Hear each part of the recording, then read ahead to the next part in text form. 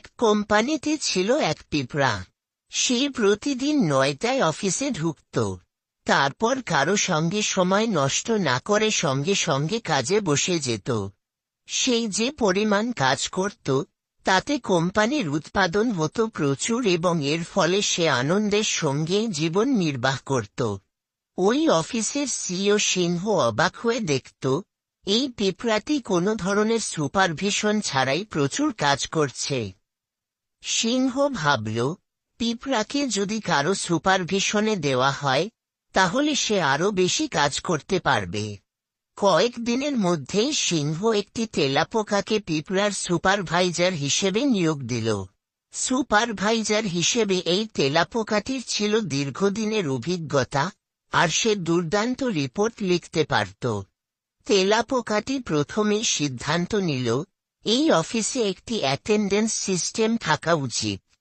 কয়েকদিনের মধ্যেই তেলাপোকার মনে হল, তার একজন সেক্রেটারি দরকার, যে তাকে রিপোর্ট লিখতে সাহায্য করবে।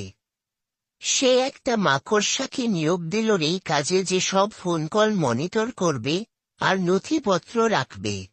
সিংহ খুব আনন্দ নিয়ে দেখল যে তেলাপোকা তাকে প্রতিদিনের কাজের হিসাব দিচ্ছে আর সেগুলো বিশ্লেষণ করছে গ্রাফের মাধ্যমে। ফলে খুব সহজেই উৎপাদনের ধারা সম্পর্কে ধারণা নেওয়া যাচ্ছে এবং সিংহ সেগুলো বোর্ড মিটিংয়ে প্রেজেন্টেশন আকারে পেশ করে বাহবা পাচ্ছে। কিছুদিনের মধ্যেই তেলাপোকার একটি কম্পিউটার ও লেজার প্রিন্টার প্রয়োজন হলো এবং এগুলো দেখভালের জন্য আইটি ডিপার্টমেন্ট গঠন করল। আইটি বিশেষজ্ঞ হিসেবে নিয়োগ পেল মাছি। আমাদের কর্মী পিঁপড়া, যে প্রতিদিন অফিসে এসে প্রচুর কাজ করে মনের সুখে গান গাইতে গাইতে বাসায় ফিরত, তাকে এখন প্রচুর পেপার ওয়ার্ক করতে হয়।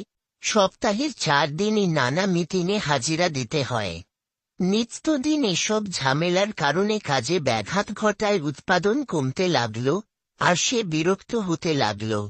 সিংহ সিদ্ধান্ত নিল, পিঁপড়া যে বিভাগে কাজ করে সেটাকে একটা আলাদা ডিপার্টমেন্ট ঘোষণা করে সেটার একজন ডিপার্টমেন্ট প্রধান নিয়োগ দেওয়ার এটাই উপযুক্ত সময়।